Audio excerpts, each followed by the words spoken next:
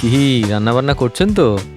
আচ্ছা, লাস্ট ভিডিওতে আমি বলেছিলাম কিভাবে ঠিকঠাক করে ইলিশ মাছ ভাজতে হয় সেটা আমি দেখিয়ে দেবো। চলুন দেখে ফেলা যাক। ইলিশ মাছ অত্যন্ত নরম প্রকৃতির মাছ, তাই যখন নুন আর হলুদ মাখাবেন তখন বেশি চাপাচুপি করবেন না, অহেতুক রেগে যেতে পারে। আর হ্যাঁ, নুন আর হলুদ যখন মাখাবেন তখন একটু কার্পণ্যতা দেখাবেন, কারণ অতিরিক্ত নুন বা অতিরিক্ত হলুদ দিলে ইলিশ মাছের স্বাদটা বিগড়ে যায়।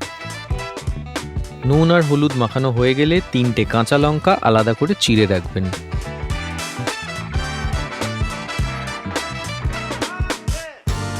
এবার কড়াইটা খুব গরম হয়ে আসলে তাতে সর্ষের তেল নেবেন, একটু বেশি করে নেবেন।